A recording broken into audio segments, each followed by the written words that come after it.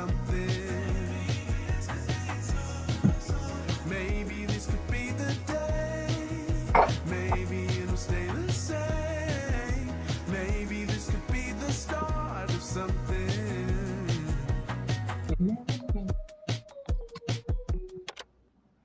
Well, happy Wednesday. Happy Wednesday. We are here with We Work Wednesdays. We haven't done We Work Wednesdays in a while. We've been working on Wednesdays, but we haven't been working We Work Wednesdays. And we are here with Unfiltered Recovery Conversations with none other than our own, meaning HLM, Heart Life Ministries, our own Magdalena Campos. Hi, Maggie, Good morning. aka Maggie. And today we're going to really talk a little bit about what we do, a little bit about Maggie's journey, and about connection. And I was thinking about this. So God is so amazing because, like, I am so much better with conversations that are just like candid, unscripted, all the things. If I have a script in front of me, I'm gonna mess up. We're gonna have bloopers and bleepers every single time. But while I was sitting here, and maybe this could be the start of something. Shout out to my son-in-law, Isaac Robinson. I was looking at these cups that I made, and I was looking at them, and I was like, they connect. And I was thinking about that. I know I got blurred filters going on, but connections and how God will connect people on purpose, right? And so that's our story that God, I believe God connected me and Mhm. Maggie on purpose, with Yes. purpose, for a purpose. And so I'm going to let her just give a brief overview of introducing herself and a little bit about what she does and how the connection may have been made. Well, thank you for having me on this morning. I appreciate it. So, my name is Magdalena Campos, or Maggie. A lot of people call me Maggie for short, but I think I pretty much reply to any name with an M, Maria or Molly. I'm just like, okay. But my journey has been beautiful. There was a time in my life that I really was asking God why He had done what He did in my life and put me through so many challenges. And when I got to the point of reflecting on my journey and how I got there, I realized that it was a beautiful journey that God had placed me in. So I'm grateful for all the challenges and everything that He's done in my life. But with connections, I think connections are essential. Um, it was funny because I was looking at a Gallup test that I took last year, and this was when I first started working with Heart Life Ministries. And my main, um, my main, I guess, ability, or talent, whatever you want, gift. I call it a gift. My main gift that I received from that Gallup testing was relationship building. And that's Hmm. key for me. Like relationship building for me is key. Like I like to, find out about who you are, what you do, and how we can work together and how I can help you and how you can help me. And just building that strong relationship is just key for me. And I think that's how we connect, right? Connecting to other people, connecting with people, connecting just in general with the community. That connection is crucial and building upon it, edifying it, right? Improving it. And this is why I think Heart Life Ministries, I've been blessed to be in this role where I'm able to do that and utilize that gift that God has given me to be able to serve the people that we do. Yeah, serving people is huge, and I want to say you do it well. One of the things we do have in common is that she's a networker on steroids.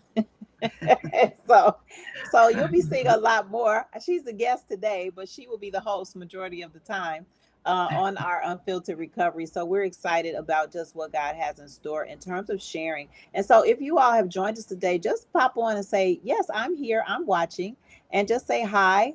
It'd be good to know. And please like and share, or love and share. Love and share as we are starting the journey throughout the end of the second quarter into the third quarter of really spreading not only the love of God, but spreading the information, education, advocacy for spaces of recovery through mental health and substance use prevention. And Maggie has lived experience. Maggie, do you want to give a little bit of your testimony, maybe just a brief overview of, some of the things you've walked through, but the things that you've also overcome? So, trauma, right? Trauma as a child, lots and trauma. And I always say my parents did the best with what they had, but I think sometimes trauma is inevitable. And there was a lot of things that happened in my childhood that caused a lot of trauma.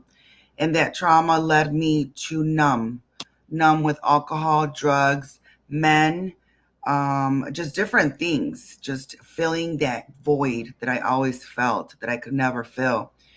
And so with that came a lot of consequences, DUIs, jail. I was involved in the judicial system, which I'm very grateful for. Shout out to the Will County Problem Solving Courts. They're the ones that Judge Harvey, he's the one that mandated me to go to an AA program. And so going to AA, to a 12-step program, is what allowed me to reconnect with God. And so I expounded my recovery with church and attending church and really fellowshipping with believers. And that for me enriched and edified my spirituality. So all the challenges that I faced, like I said, DUIs and felonies, and at one point my daughter was in DCFS. All those things I overcame with just putting God first and foremost. And Yes. then everything kind of flowed from there. I was just talking to somebody last night, a friend of mine, and he was telling me how he wants to get an apartment, and he wants to get, a better job, and he wants to get a dog, and he all these things, right? And I'm like, okay, where are you going to start? And he's like, well, I got to get the job. And I think in recovery, we want these things, and they're great. Those are great goals to have. But for me and for many people in recovery that I see that are successful, the thing that they put first is God. Hmm. God before everything. And Hmm. then the house will come. And then the job will come. And then the dog will come, right? But I said, I think we need to put God first. And Yeah. so that made him pause and realize that, yes, that's where recovery starts. And so I'm grateful for everything because now I get to work with people in recovery who are going through the same journey. And I get to share my testimony and how I did it and help them. And I always say this, and I said this at the last one, that there's many different paths to recovery. As long as we put God first and foremost, any other path to recovery is going to be successful, Yeah. right? But there Yeah. are many different paths to recovery. Yeah, and I have to totally agree with you with that. And I know a lot of people are anti faith, anti choosing God. But I will say this, that we can't shove things down people's throat, but we can Mhm. reach them. How will they know you are Christians? By your love. And we have Mhm. to love people to their next place in God. Shout out to my sister's church. That's their thought, their motto. Love people to their next place in God. But definitely introduce that first, and a lot of times introduce love and then introduce Christ. I want to say that one of the things that you are have become gifted in, God will allow your misery to become your ministry, right? And so you Mhm. are a certified national peer recovery support specialist. What Tell us what that is, and what is the purpose of becoming a certified national peer recovery support specialist? So people who are peer recovery support specialists are people with lived experience, those who have walked the journey of addiction, alcoholism, and they give us clinical aspects. So you do have to take a course. I took it through Governor State University. And so they give you the clinical aspect of why people are maybe suicidal or why people may have some mental illness, co-occurring disorders. And by taking this course, these classes, it's about 10 months, then you're able to sit down and take the board to become a certified peer recovery support specialist, which means that I don't give you clinical advice. I'm not a counselor or a psychiatrist or psychologist.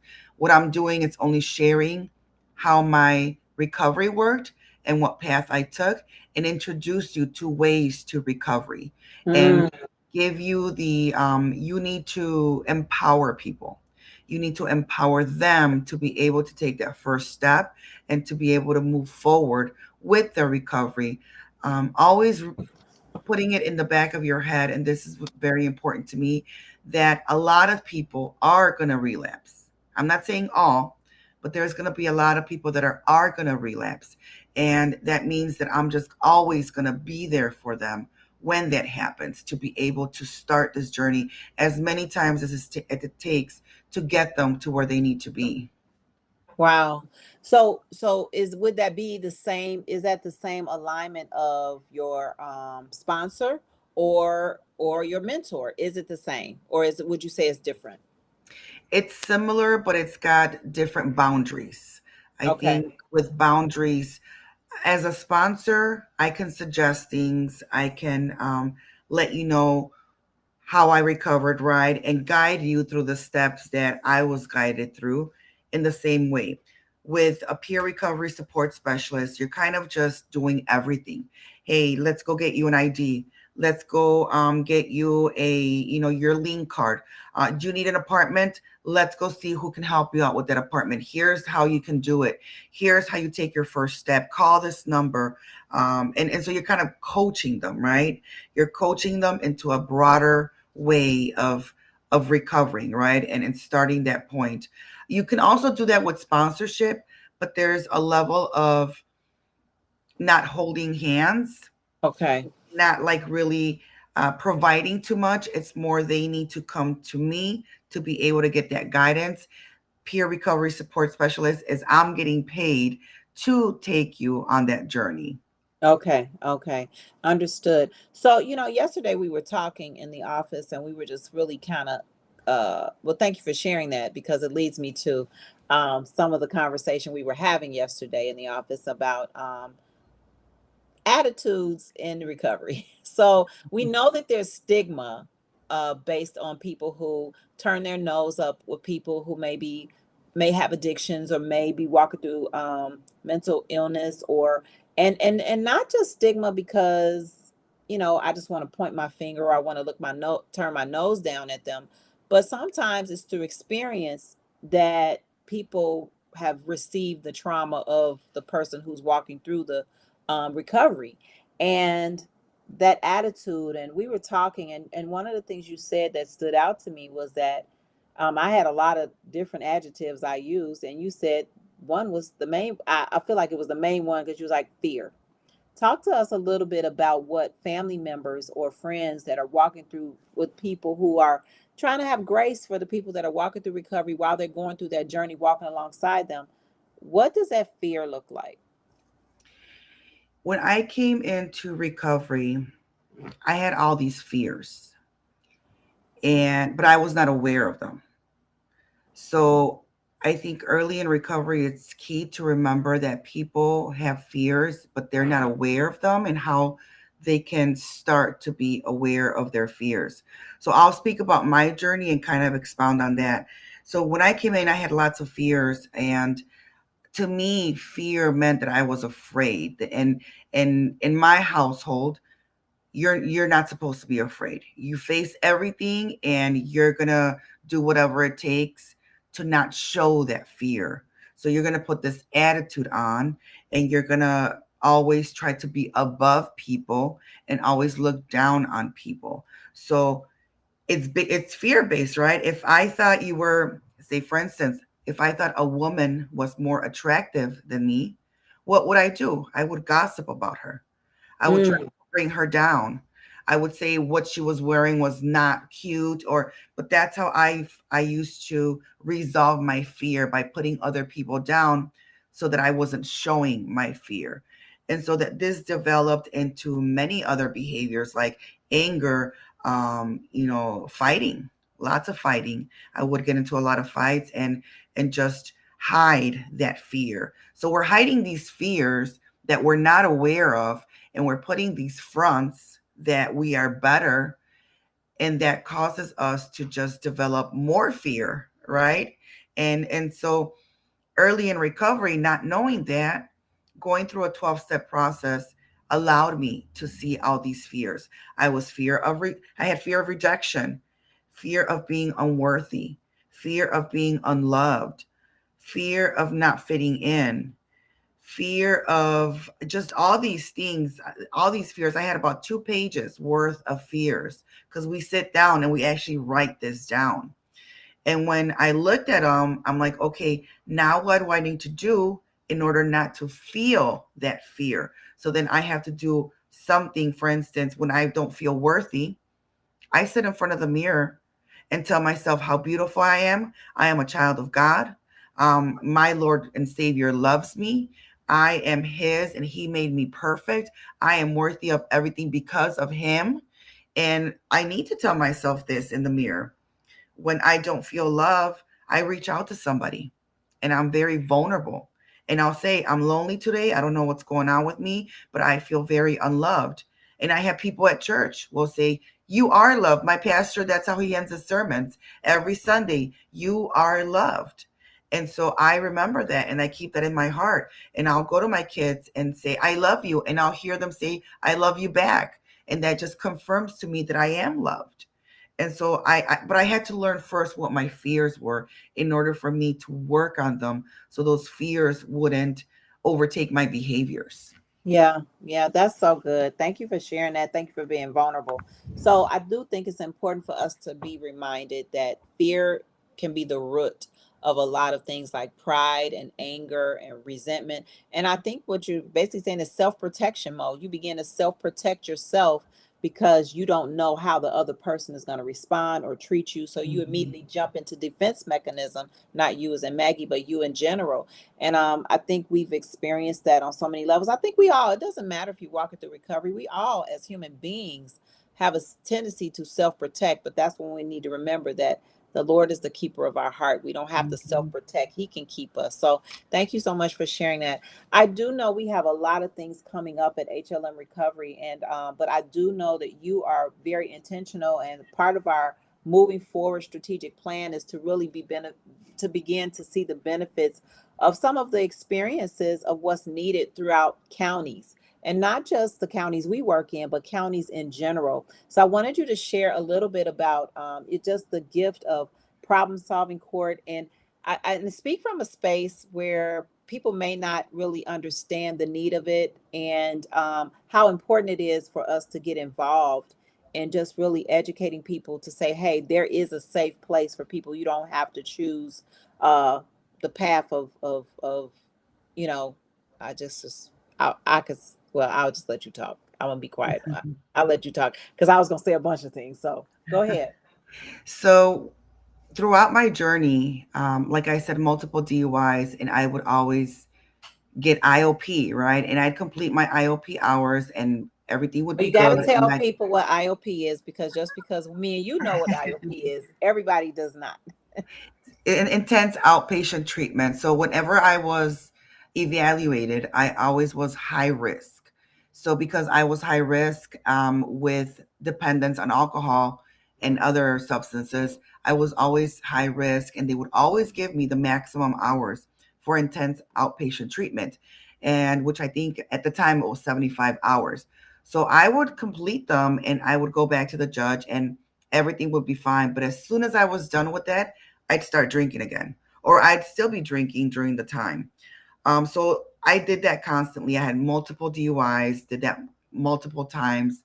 I was on probation, regular probation, 2 times, and both times, again, I would be able to successfully complete it because I knew my way around on, okay, I'm going to drink on Friday night, Saturday night, because I know I'm going to see my probation Monday. So I won't drink Sunday. And then Monday, I'd be good, right? Pass the drug Mhm. test, see the probation officer, everything's good. And then I don't have to do that until next month.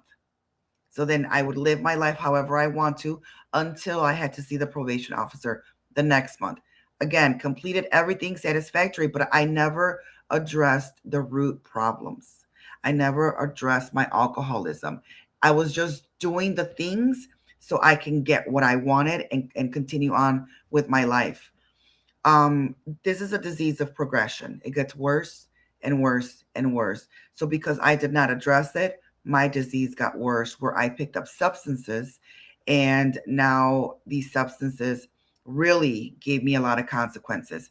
With my last charges, I went into problem solving courts, which is drug court, veterans court, and mental health court here in Will County. And this was a different type of court system that I had ever experienced in my life. I always looked at the judicial system as a punishing system. We're here to punish. We're here to take you to jail. We're here to take your freedom away. We're here to restrict your life. That's how I viewed it.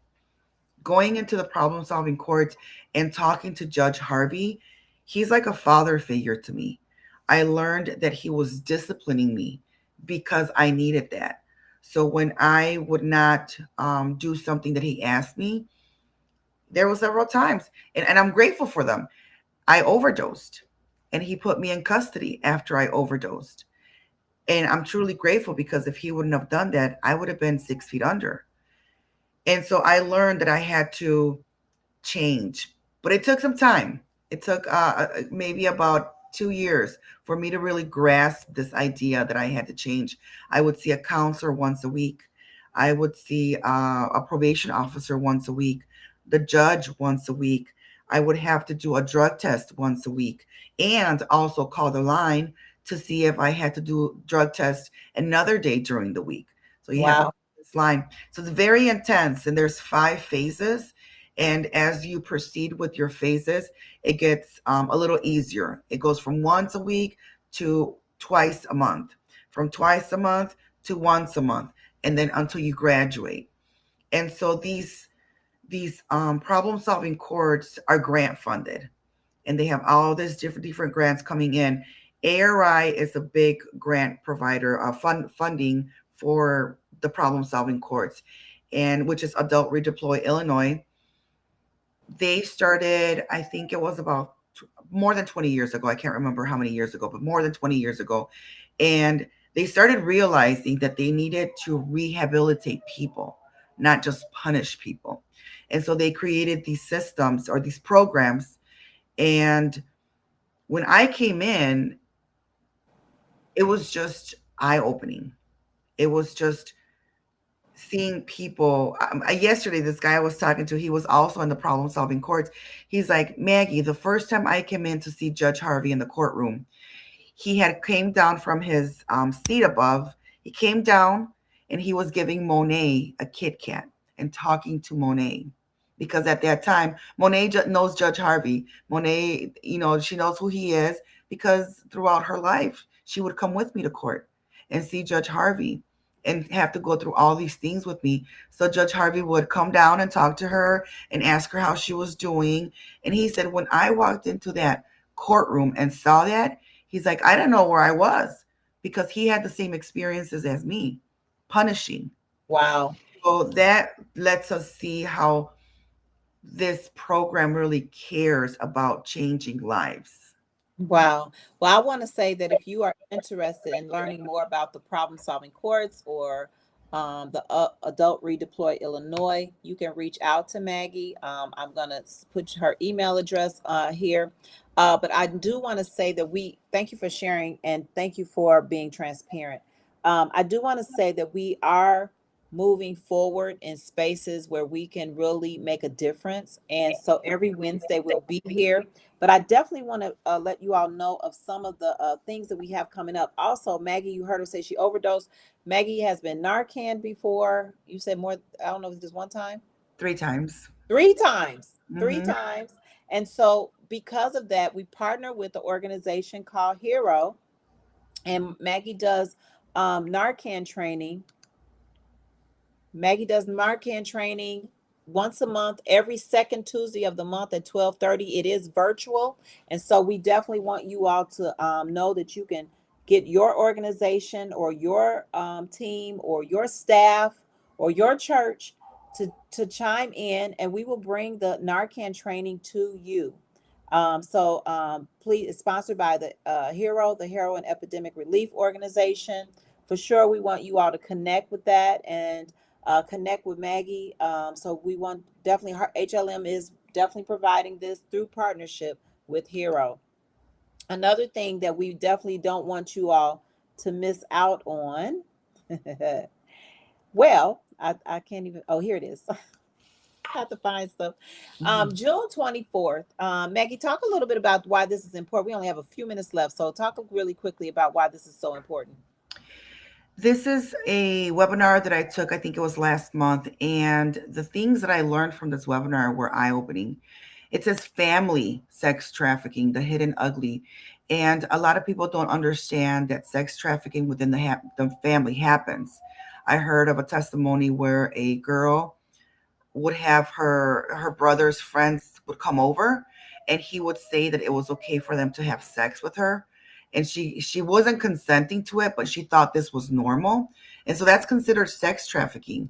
I was in another meeting where somebody said, yeah, isn't that when if a father marries a young daughter to somebody, maybe 15, 16, 8, 17, that's considered sex trafficking too. So these are things that we need to learn, because this is what causes trauma.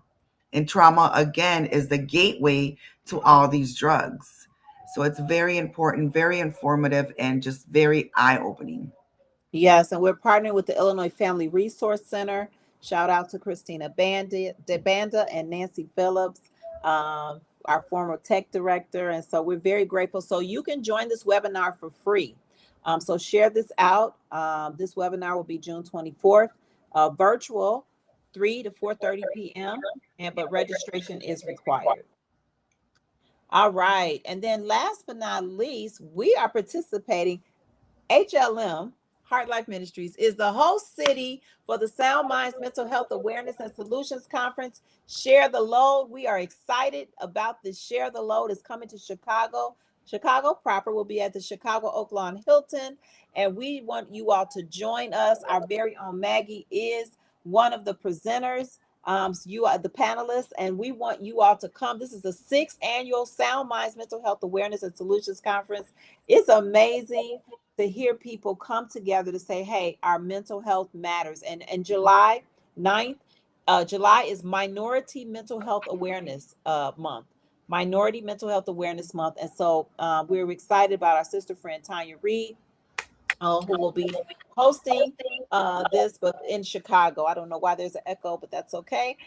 We want y'all, HLM has a lot. You all can go to our heartlifetoday.org and definitely be on the lookout for all the upcoming events, heartlifetoday.org. If you need resources, please email us at go to hlmrecovery.com. We are here to help you. We are here to give you the resources that you need, and not just, oh, let's just hand you a piece of paper, but a warm hands off to say, hey, let's connect you. Let's be intentional. So, Maggie, do you have any last few words for everyone to encourage them? I think take it one step at a time, 1 minute at a time. Sometimes it can be overwhelming in recovery, and sometimes I think motivation is needed, but don't give up. Reach out. The opposite of addiction is connection. We are your connectors here. If there's anything that you need as far as recovery connection, please reach out. Thank you so much. We want you all to know we'll be here every Wednesday, 8 a.m. Central Standard Time. Please reach out to us. If you have a recovery story, please reach out to hlmrecovery.com. We would love to share your overcoming victory story, because maybe this could be the start of something so brand new, and we are looking forward to connecting with you. Thank you again. Have a wonderful day. Maybe this could be the day. Maybe it'll stay the same. Bye, everybody.